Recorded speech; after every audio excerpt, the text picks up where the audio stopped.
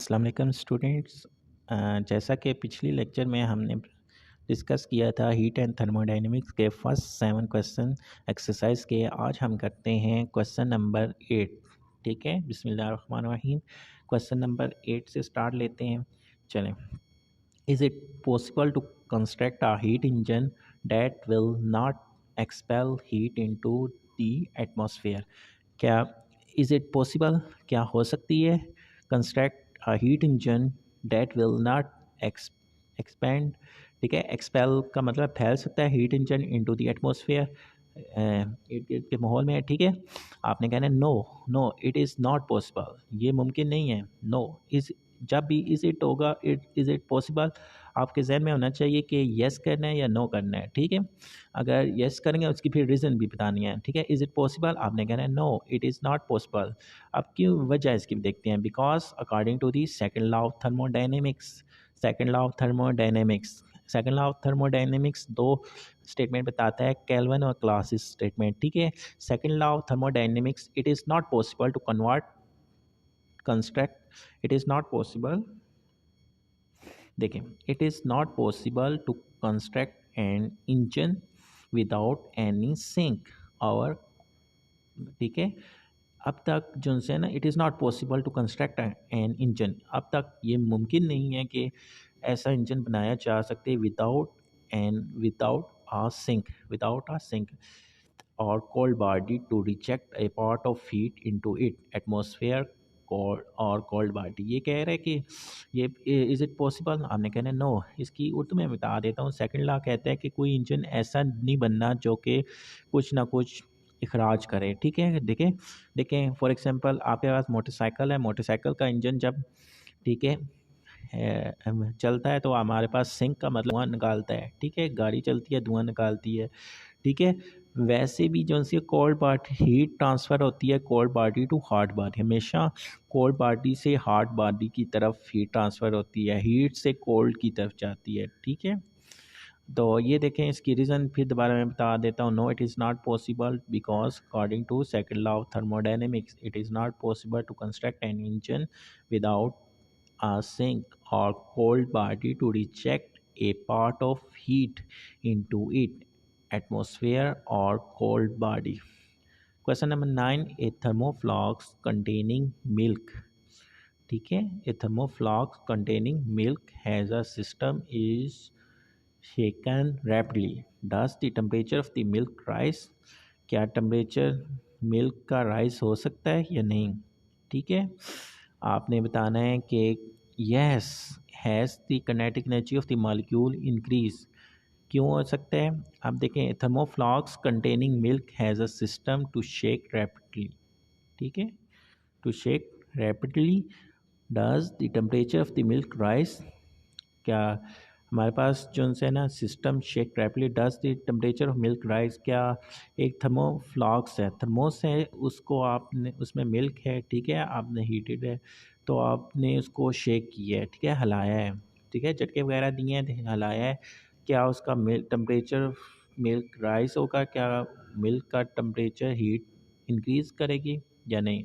आपने कहना है yes, has the kinetic energy of molecule increase, क्या वजह थी, has the kinetic energy of the molecule increase due to rapid shaking, due to rapid shaking, so the temperature of the milk rises, so the temperature of the milk is rises. Important MCQs है 8 और 9।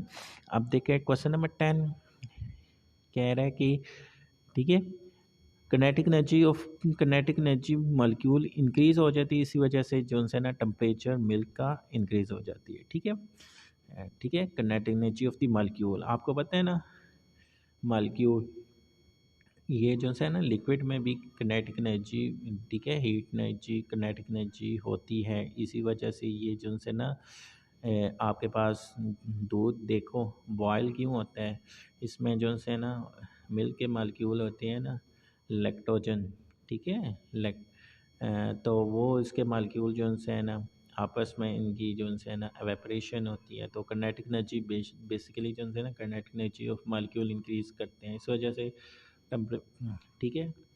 तो question number 8 9 पे आते हैं. What happened the kinetic energy of the room air conditioner is left running on the table. Is it middle of the room? ठीक है. The temperature of the room remain same. The temperature of the room remain same. Question पूछ रहा है कि what happened to the temperature of the room air conditioner is left running on the table. ठीक है. Middle of the room. आपने AC जो है ना, एयर कंडीशनर एसी कहते हैं. ठीक है.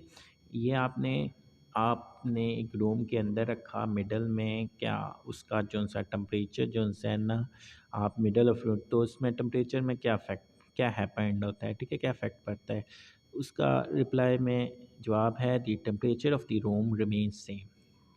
Temperature of the room remains same because observed from the room is expelled to the same room. क्योंकि आपके पास जो देखें इंडोर आउटडोर दोनों रूम के अंदर हैं, तो देखो जितना बाहर से वो टेम्परेचर लेगा उतना ही अंदर से होगा. इसका मतलब है टेम्परेचर ऑफ रूम सेम रहेगा, रिमेन सेम रहेगा. ठीक है. Rather than the temperature will rise due to work done on compressor will change into heat. इसी वजह से आपको पता होना चाहिए कि इंडोर एसी और आउटडोर एसी जो है ना, आउटडोर जो सा होता है ना, पीछे जो सा पंखा लगा होता है रूम के बाहर लगता है. ठीक है. अगर अंदर रखा जाए तो दोनों का जो है ना, तो आपकी कूलिंग नहीं होगी, क्योंकि इनसाइड टेम्परेचर वही होगा तो आउटसाइड भी वही होगा. ठीक है. ठीक है. इंडोर आउटडोर एक जगह रख दी जाए, मिडल रूम में रख दी, तो आपका टेम्परेचर सेम ही रहेगा. ठीक है. ये इसी वजह से हम जो है ना आउटडोर एसी जो है ना आउटडोर रूम के बाहर लगाते हैं. ठीक है. Can the mechanical energy is converted completely into heat energy? If so, given example.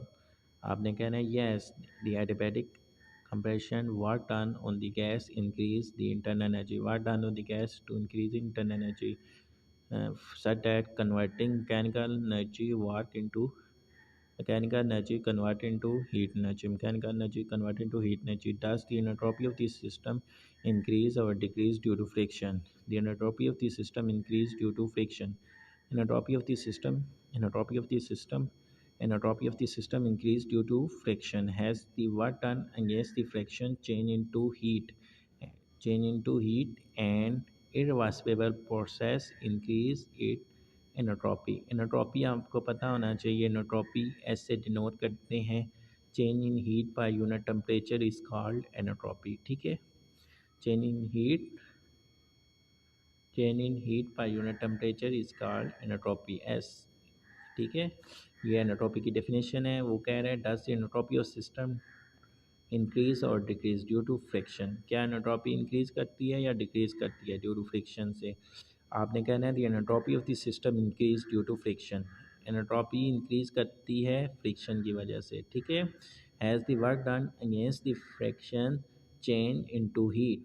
ठीक है. Work done against the friction change into heat and irreversible process entropy increase it entropy. Give an example of natural process that involve an increase in entropy. Melting point of इसका example आपने बताना है. Natural process involve increase in entropy. कैसे entropy increase होती है. ठीक है. कुदरती प्रोसेस कुदरती अमल बताएं कि एंट्रोपी कौन से प्रोसेस से इंक्रीज होती है. आपने बताना है melting of ice into water. पहला, melting of ice into water. The heat transfer to the ice at absolute temperature from the surrounding. Change in change in entropy is equal to heat by unit temperature. Q divided by T है. Q by T. Since heat is added Q is positive entropy increase. Free expansion in a free expansion of the gas in a chamber in a free expansion of gas in a chamber, which is irreversible process.